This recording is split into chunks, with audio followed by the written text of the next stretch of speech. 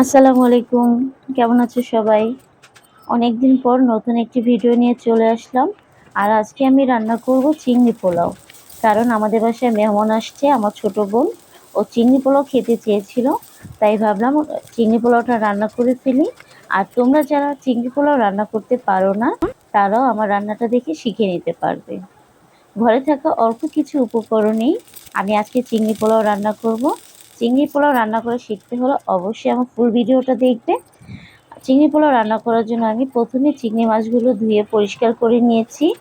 আর মশলাগুলো খুব অল্প উপকরণে আর কি, ঘরে থাকা অল্প উপকরণ দিয়ে চিংড়িটা রান্না করব।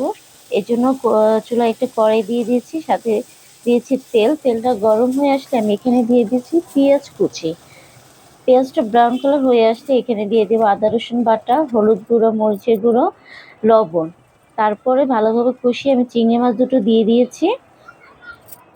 চিংড়ি মাছটা ভালোভাবে কষিয়ে একটু পানি দিয়ে দেবো যাতে করে মাছটা সিদ্ধ হয়ে আসে। আর এই তো আমি নাড়াচাড়া দিয়ে দিচ্ছি, ঢেকে দিচ্ছি, এভাবে চিংড়ি মাছটা রান্না করে নিলাম।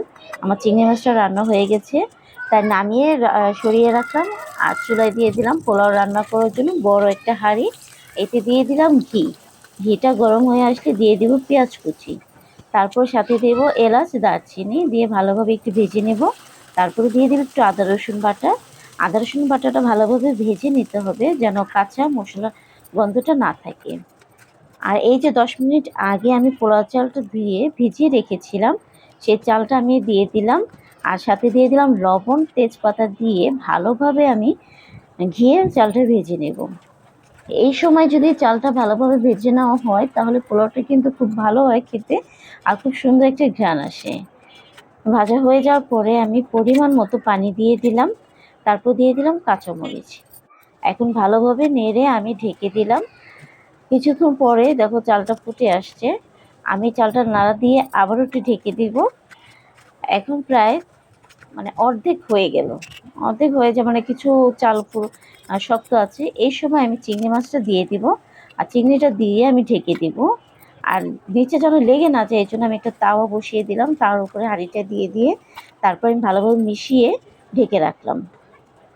এই পর্যায়ে কিন্তু আমার পোলাওটা হয়ে গেছে, খুব সুন্দর একটা কালার এসেছে এবং খুব সুন্দর ঘ্রাণ বের হচ্ছে। আমি ভালোভাবে আবার একটু মিশিয়ে নিলাম।